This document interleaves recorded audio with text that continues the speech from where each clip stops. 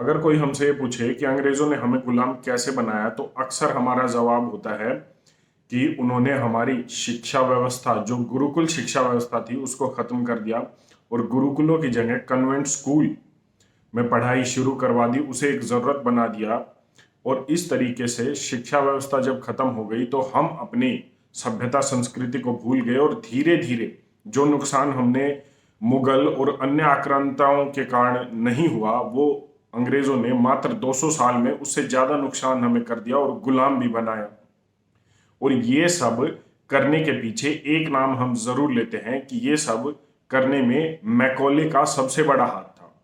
हमने मैकॉले का नाम राजीव भाई से भी सुना है कि मैकॉले ने किस तरीके से हमारी शिक्षा व्यवस्था को बदला, जिसकी वजह से भारत आज भी कहीं ना कहीं उस सोच से गुलाम है। और कहीं ना कहीं काले अंग्रेजों में आज के दिन भी ये गुलामी झलकती है।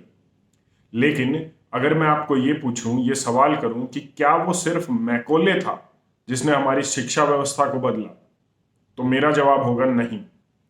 राजीव भाई भी हमें इस मैकॉले से बड़े शैतान के बारे में नहीं बता पाए, कारण मुझे नहीं पता। लेकिन अगर आप इस अंग्रेज के बारे में जान लेंगे तो आप खुद हैरान होंगे और खुद ये कहेंगे कि ये मैकॉले से बड़ा शैतान था जिसने शिक्षा व्यवस्था को पूरी तरीके से तोड़ दिया।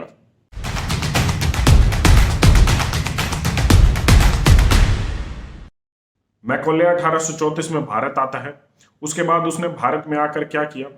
गुरुकुल चलते थे, संस्कृत में पढ़ाई होती थी, एस्ट्रोफिजिक्स जैसे विषयों पर यहां पर गुरुकुल में पढ़ाई होती थी। 7 लाख से ज्यादा गुरुकुल भारत में चलते थे। उन सब को खत्म किया, संस्कृत को खत्म किया और फिर कन्वेंट स्कूलों की शुरुआत की। संस्कृत की जगह इंग्लिश को अनिवार्य किया। ये सब किया वो 1834 में आकर, उसके बाद ये सब करता है। लेकिन उससे पहले 4 साल पहले 1830 में अलेक्जेंडर डफ नाम का एक अंग्रेज, एक मिशनरी यहां पर आता है।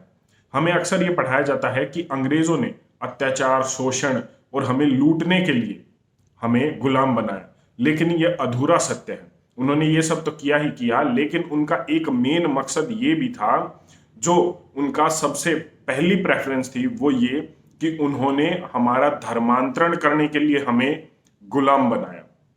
अलेक्जेंडर डफ एक मिशनरी था और वह चर्च ऑफ इंग्लैंड और चर्च ऑफ स्कॉटलैंड की मदद से यहां पर आता है 1830 में। यहां पर ध्यान देने वाली बात यह है कि जब वो 1830 में यहां पर आता है तो वो सिर्फ 24 साल की उम्र का था, एक युवा था। लेकिन उसकी एक नकारात्मक, एक डिस्ट्रक्टिव सोच थी जो बहुत बड़ी थी और कहीं ना कहीं भारत के लिए एक बहुत बड़ा खतरा आगे चलकर पैदा हुई।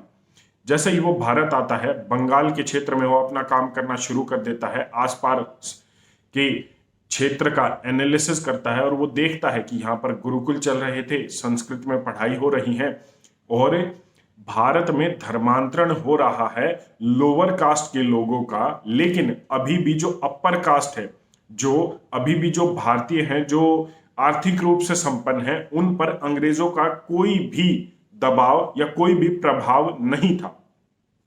तो वो लेकर आता है एक डाउनवर्ड फिल्ट्रेशन थ्योरी। इसका मतलब समझा देता हूं।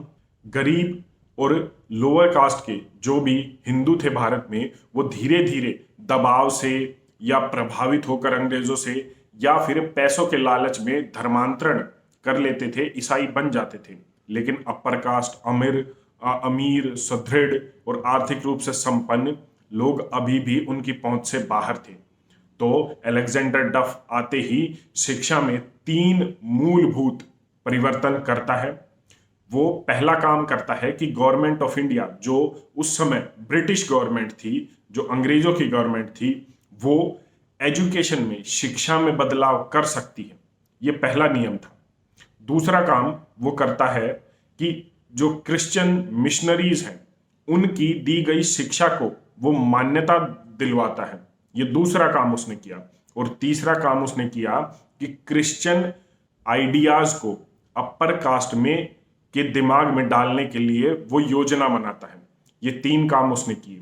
डाउनवर्ड फिल्ट्रेशन थ्योरी, तीसरे नंबर पर थी। इसमें यह था कि जब आप समृद्ध क्लास को, जो आर्थिक रूप से संपन्न है, जैसे जो राजा हैं या जो गिने चुने व्यक्ति हैं, जो अमीर लोग हैं समाज के, उनके और उनके बच्चों को जब आप ईसाई बना देंगे सोच से, तो जो नीचे के लोग हैं वो अपने आप ही धीरे धीरे कन्वर्ट हो जाएंगे, ज्यादा कुछ करने की जरूरत नहीं होगी। और यही शुरुआत वो करता है। एक स्कूल, घर का बेदी लंका ढाए, एक हिंदू के घर में पहला स्कूल, एक मिशनरी स्कूल खोला जाता है, जहां पर हिंदू के बच्चों को एक ट्रेनिंग दी जाती है, एजुकेशन दी जाती है। और वो एजुकेशन क्या होती है, बाद में जो मैकोले के नाम से भी प्रसिद्ध है, कि मैं यहां पर काले अंग्रेज पैदा करना चाहता हूं। और वो काले अंग्रेज इसी डाउनवर्ड फिल्ट्रेशन थ्योरी से पैदा हुए थे। 1834 में अलेक्जेंडर डफ की तबीयत काफी खराब हो जाती है, तो इंग्लैंड चला जाता है। लेकिन कुछ ही साल बाद 1840 में वो दोबारा लौट कर आता है, और इस बार वो चर्च ऑफ इंग्लैंड और चर्च ऑफ स्कॉटलैंड से काफी भारी मात्रा में पैसा भी लेकर आता है धर्मांतरण के लिए। आगे चलकर यही कलकत्ता यूनिवर्सिटी खुलती है, और यहाँ पर धर्मांतरण का, या मैं कहूँ एजुकेशन के नाम पर धर्मांतरण का खेल शुरू हो जाता है। ईसाई कन्वर्जन शुरू हो जाती है। भारत के इतिहास को पढ़ाई में से बिल्कुल खत्म कर दिया गया था। आर्यभट्ट के बारे में या किसी भी प्राचीन खोज के बारे में, भारत के इतिहास के बारे में स्कूलों में पढ़ाना बंद कर दिया गया था। गुरुकुल वैसे ही खत्म कर दिए जा रहे थे। वहीं दूसरी ओर अलेक्जेंडर डफ पॉलिसी निकालता है कि अब इन भारतीयों को यूरोपियन लिटरेचर और यूरोपियन साइंस पढ़ाई जाएगी। एक तरीके से काले भारतीयों को गोरे चमड़ी वाले अंग्रेजों की तरह अंग्रेजी सोच का बनाया जा रहा था। और जो हमारी कमी रही है, भारतीय इससे अट्रैक्ट होते गए, प्रभावित होते गए, और वो अपने बच्चों का एडमिशन इनके स्कूलों में करवाते चले गए, प्रभाव से कह लीजिए या दबाव से कह लीजिए। और तभी शुरुआत होती है अपर कास्ट के बच्चों को ब्रिटेन में, लंदन में जाकर पढ़ने की। वो पढ़ाई शुरू करते हैं, और उसके बाद नस्ल पैदा होती है, वो यहाँ पर आकर अंग्रेजी हुकूमत की तरह ही व्यवहार करती है, अपनी जनता को जो है दबा कर रखती है, उसका शोषण करती है। ये समस्या सामने आ रही थी, और यही अलेक्जेंडर डफ चाहता था। इसके साथ साथ अलेक्जेंडर डफ ने संस्कृत को छोड़कर इंग्लिश को एक नेसेसरी स्किल बना दिया था। साथ ही साथ इकोनॉमी इस तरीके से कर दी गई थी कि सिर्फ आप खेती कर कर अपना गुजारा नहीं चला सकते। 97% तक टैक्स होता था। इसके साथ साथ अगर आपको अपनी 2 टाइम की रोटी खानी है, तो आपको नौकरी की जरूरत है, और नौकरी के लिए इंग्लिश आना जरूरी है। उस समय पढ़ाई ऐसी होती थी कि अंग्रेजों को क्लर्क चाहिए होते थे, तो अंग्रेजों ने उसी तरीके से पढ़ाई की, और भारतीयों को क्लर्क बनाने के लिए वो एजुकेशन सिस्टम तैयार किया था, जो एजुकेशन सिस्टम अब भी चल रहा है। ये अलेक्जेंडर डफ की ये वो पॉलिसी थी जो मैकॉले से पहले उसने तैयार की थी, और कहीं ना कहीं वो मैकॉले से बहुत बड़ा खतरा भारत के लिए साबित हुआ था।